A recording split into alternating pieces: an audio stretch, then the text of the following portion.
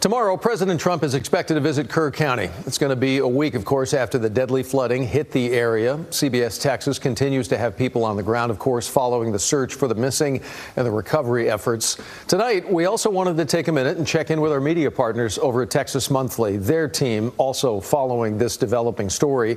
And we're joined tonight by J.B. Sauceda, who is also contributing to Texas Monthly's reporting. So you know he's the host and executive producer of the Texas Country Reporter. J.B., first and foremost, my understanding is you traveled along Texas Highway 39 during your own travels. The area is nothing new to you.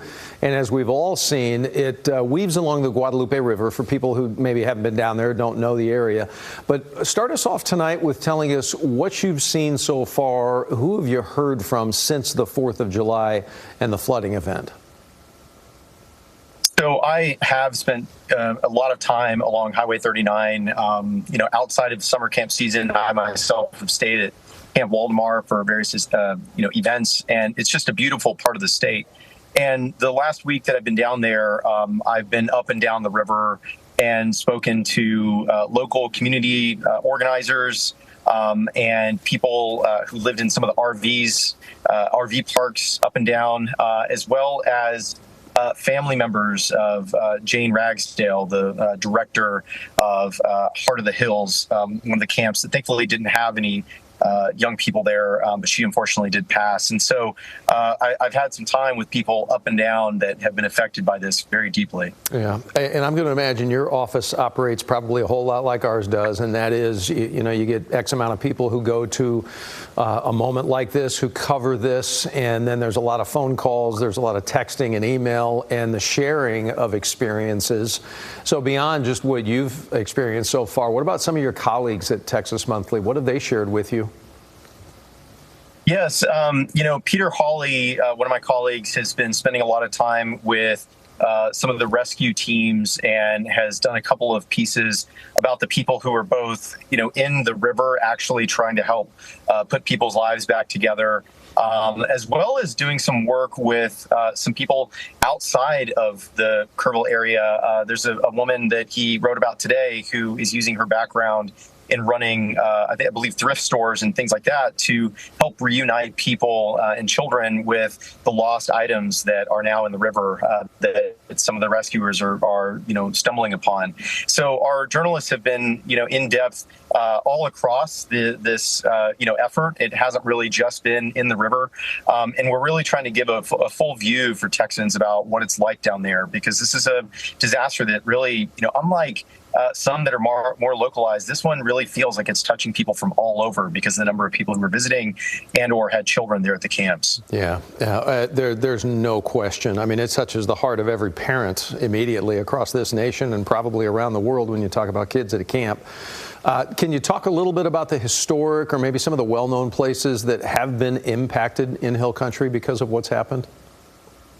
Yes. I mean, many of these camps are, owned by the same families who've owned them for greater than 50 years. And, so going through, and yesterday, for example, I traveled out there with an attorney from Austin named John Hay, who invited me to come down while he and some of his employees went to the Heart of the Hills to try to help that family rebuild.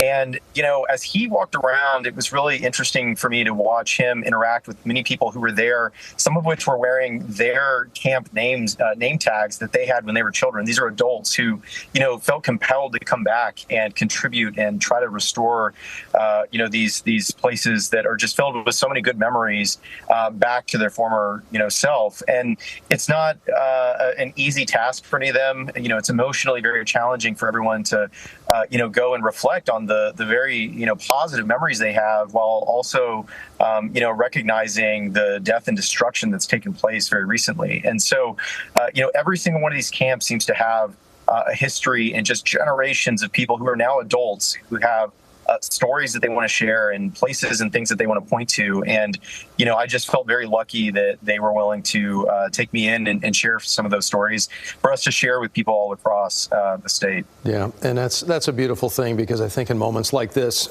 it's, I'm certainly far from a psychologist, but boy, oh boy, you sure hear a lot that it's cathartic for people to talk about things like this, obviously, even in this situation where it's their history at a place that may never ever be the same or may never even come back. One question, what were you doing during the flooding? Where were you?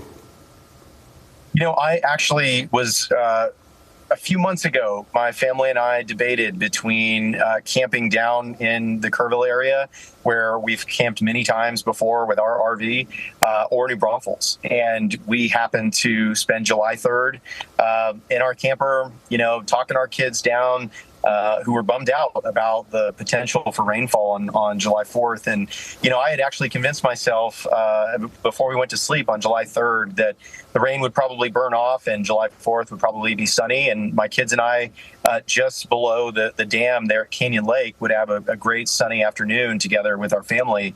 And, it was horrifying to wake up July 4th and hear that, not only was it raining the way that it was, by the point that we woke up and caught the news, there had already been noticed that there were people lost in the river. And so, it caught us by off guard. My wife and I, really, obviously we were safe, and Canyon Lake was in good shape and was receiving a lot of that floodwater.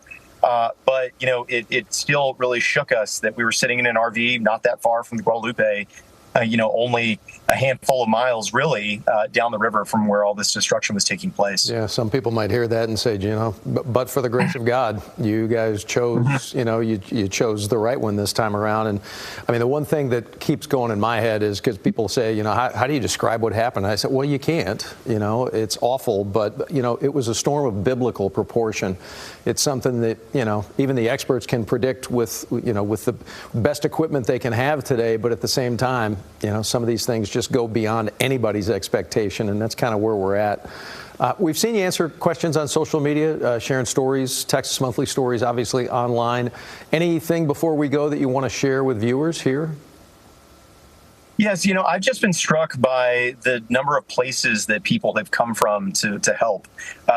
My online platform, obviously people can reach out to me one-to-one, and I've heard from folks from all over, from around the world. I got an impassioned voice message from somebody who from another country that reached out and just had to let me know how much that part of Texas really meant to them, and to be there on the ground to see, rescue vehicles from Nebraska, Tennessee, as far away as the Pacific Northwest.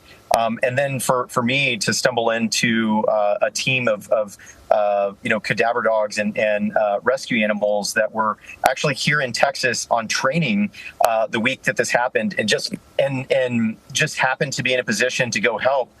It's really been heartwarming to see where, how far and how willing people are from all over are to come and help us support in this time of need. Yeah, and especially in a country that has been obviously so divided for so many other reasons, it's kind of nice, in despite the fact of what we're dealing with, it's nice to see the coming together the way we think this country obviously has always been and always should be. JB, we can't thank you enough. Great discussion. JB Sauceda, you can read his article and other Texas Monthly articles right now, texasmonthly.com. That includes an in-depth piece, by the way, on Camp Mystic.